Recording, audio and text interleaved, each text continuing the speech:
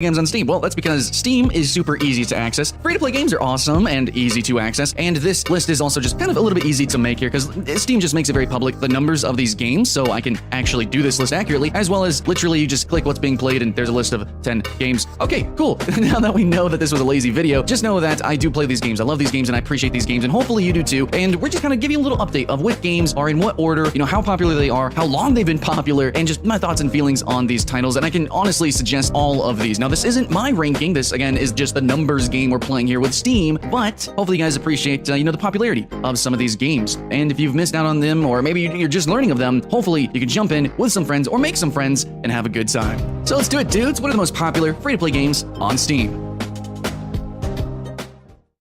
Okay, I know it's a top 10, but I'm going to start at number 11. Yeah, we're going to start with an honorable mention, and normally in a list like this, it doesn't make sense, but it's going to be Quick Champions. And the reason for that is technically, it actually should be like number 8 or number 7 at 8,425 players right now. That's pretty good, but the game just kind of launched its free-to-play campaign on Steam, and it's like a limited time event thing, and statistically, even though it's been a few days, we can already see it's dropping down really fast. So yeah, it could technically make this list, but you want to look at a list like this to see what games are consistently popular, which ones are really gaining traction here, and I don't think Quick Champions has really proven itself entirely in that respect, but technically it's got the numbers right now, immediately, as I'm making the video, but my projections is that it's not really going to continue with that. So let me know your thoughts and feelings about Quick Champions and its free-to-play definition and the mechanics as well in the comments down below. But overall, what I can say just real quickly is that I do hope for the success of Quick Champions. I think it's a fun game once it gets optimizations and once it starts running a lot better with its netcode. I think this game could be truly, truly competitive. And its hero focus is a welcome addition to the arena shooter genre.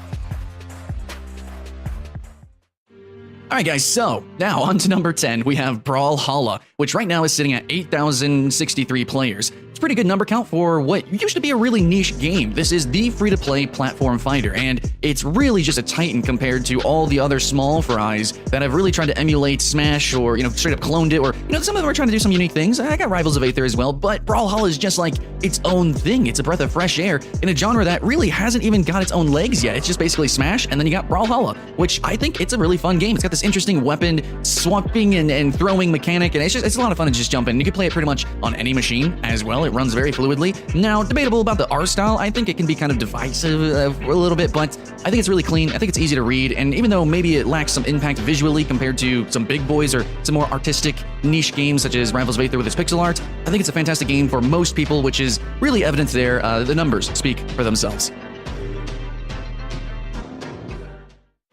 Now, number 9, we have Smite. Smite has been chugging along for quite a little bit, and Hi-Rez normally has this habit of kind of abandoning or putting games on life support as a new, more popular game comes out. So I think Smite, to an extent, has been a victim of that, but the truth is that they still actually have been adding in tons of content for the game, and they've even done some really inventive things with the game. Of course, originally, I liked the inventive idea of having an over-the-shoulder camera for a MOBA, making it incredibly action-based, and having a lot of mechanics intertwined with that. Fun, fantastic game, and it's my favorite action MOBA, period, but they did a lot of silly stuff, too. It's not all about competition and hardcore mechanics. They just did like a lot of really silly things with the arena. They added in PvE modes, and deathmatch mode is like the new thing. Yeah, a lot of really ridiculous stuff. So it's a really fun casual game, which is why people keep coming back to it mostly.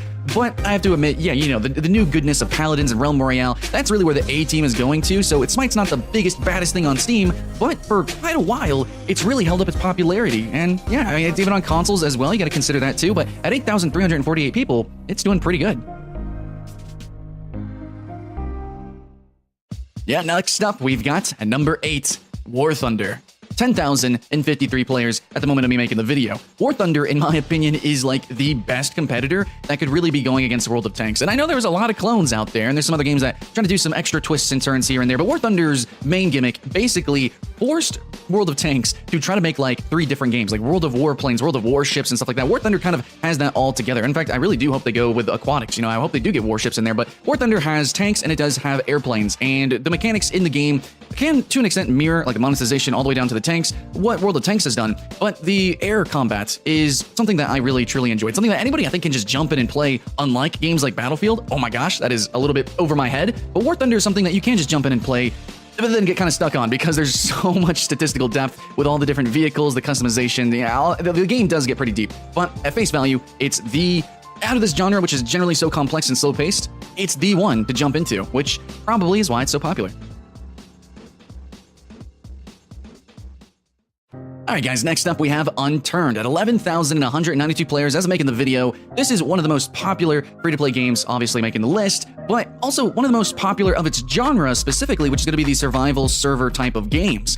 Well, obviously because it's a good free one. A lot of other ones are early access, forever, always, but it's just really funny like how populous this genre was. These survival server online games are sometimes co-op, a lot of the times PvP, but Unturned just came out, you know, just from actually being made from Roblox and then into a full-fledged game here, and it actually had features that those games were missing, like that they've been in development for years, and it's like Unturned, okay, oh, we got cars, we got a lighting engine, we got this gun, we got that gun, we got fully functioning zombies, like, you know, like the game actually worked and ran, and it's just like made by one dude, and it just worked. So it worked, it was free to play, you can also just support the game real cheap, I think it's like $5 for customization. It's just super fair, super clean, and I think it runs great, I think it looks good too, and it's also kind of like zombie killing fun for the family, in my opinion. So yeah, 11,000 players, absolutely freaking deserved.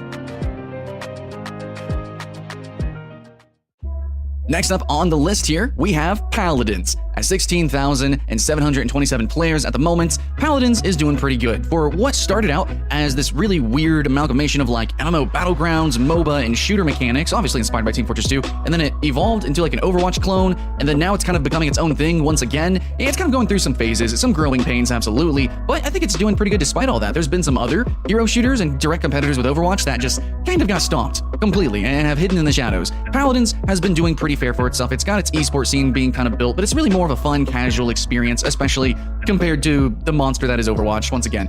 But even though it is kind of a cloney game, it actually really does have some uniquity. I actually do appreciate the amount of hero spam that's in the game, how much content is really being thrown to the game, and how much updates. I'm a little bit worried about the new Realm Royale and how it might overshadow Paladins, like Paladins overshadowed Smite.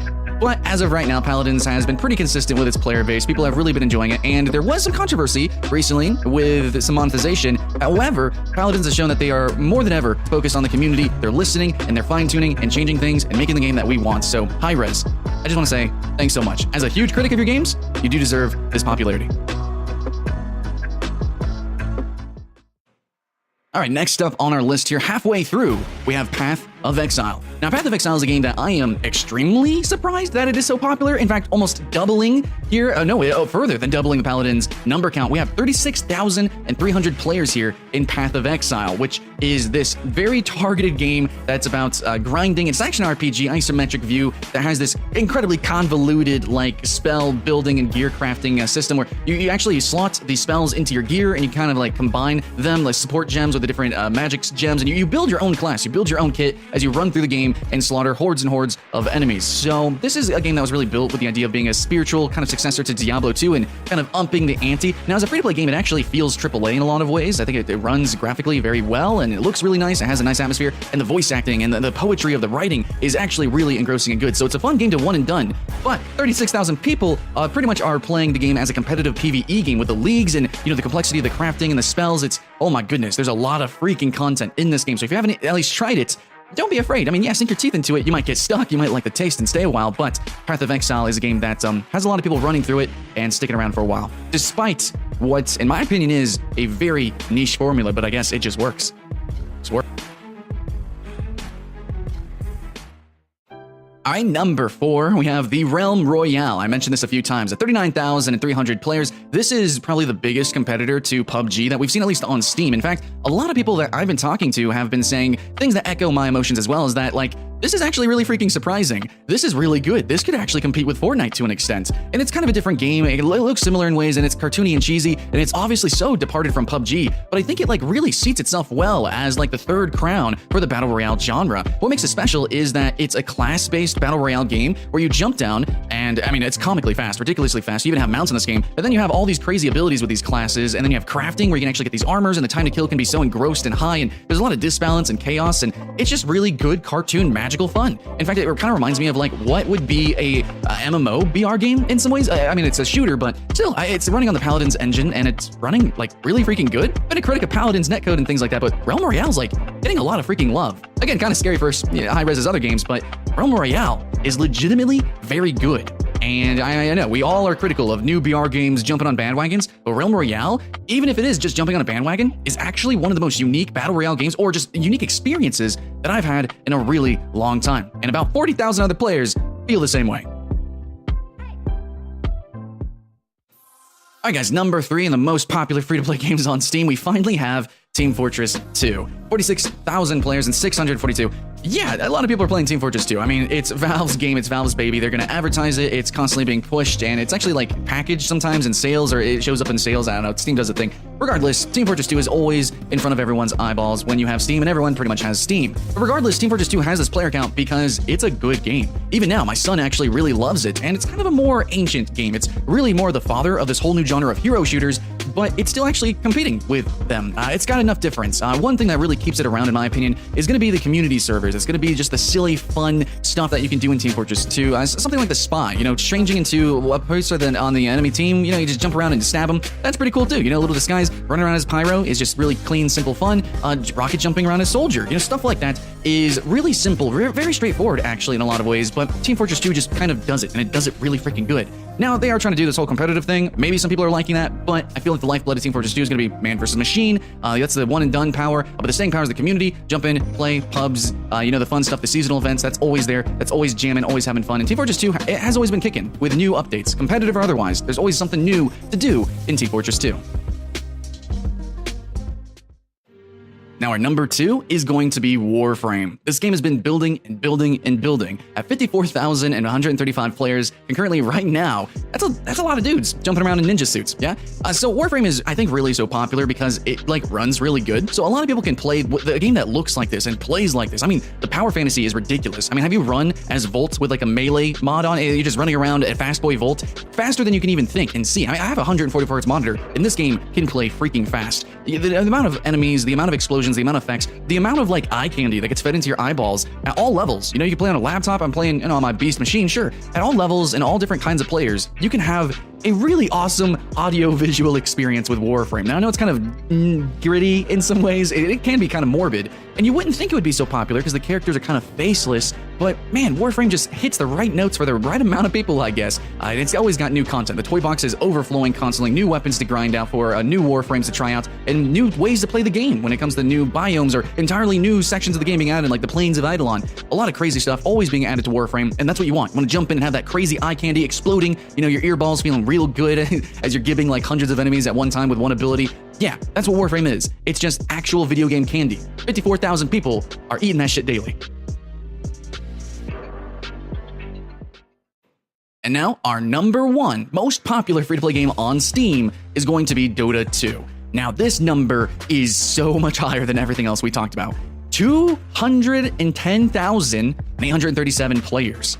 That is multitudes, 4 times bigger than Warframe. So Dota 2's got a lot of freaking players across the world. Absolutely. Now, all these games I thought were pretty popular concurrently, but Dota 2 is just ridiculous. And in my opinion, I think that's a lot for what Dota 2 is, but I guess it's just because it's good. It's tried, it's true, it's built itself up from decades? I mean, a long freaking time of development from the mod, and then going through all these different genres. League of Legends was birthed, Smite was even birthed, and a MOBA, the explosion, it survived all that. In fact, and it's reigning as, I would say, the second crown here, or debatably some people would say the king of the MOBA genre. League of Legends with esports, that's really big too, but Valve has done a lot of really good stuff with Dota 2. Absolutely. Definitely trend-setting with battle passes, with the custom games. Oh my god, that is so fun. So even if you consider, yeah, it's an esport game, it's competitive, people are going to play it because it is a hardcore MOBA, but it actually probably has a lot of players still playing the game because it's also fun. There's a lot of silliness that you can do in Dota 2, weird customization, weird ways to play, and then just legitimately custom games, custom maps, custom game modes. What? But yeah, the meat and taters of Dota 2 is going to be the competitive side. It is an incredibly, I would imagine, niche MOBA. It is probably the most detailed and most memorization focused MOBA out there. Some really convoluted stuff,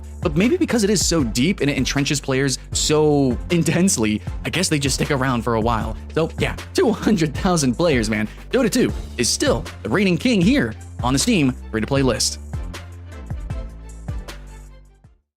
Alright guys, that's the end of our most popular free-to-play games on Steam. Hopefully you guys realize that this isn't my list, but this is my thoughts and feelings on these games. And absolutely, I'm gonna say, yeah, play these games, try these games. There's a reason why these people are playing it, whether you agree or not. Maybe you should try again. You might find some magic. And plus, games being this popular and them being free-to-play, they often get very fast updates, very accurate updates to what the community wants generally, and that's why the community sticks around and consistently builds. So yes, if you didn't like it one time, you might like it now. That's really all I gotta say about these games. I like them, I continue to like them, I have fun with them, and I just hope that you do too. And all these players, hundreds of thousands of players playing these games want you to join them, join the family, and have some fun as well. So hopefully you do. Anyways guys, I just want to say thanks so much. Peel some eyeballs on that Patreon, and thank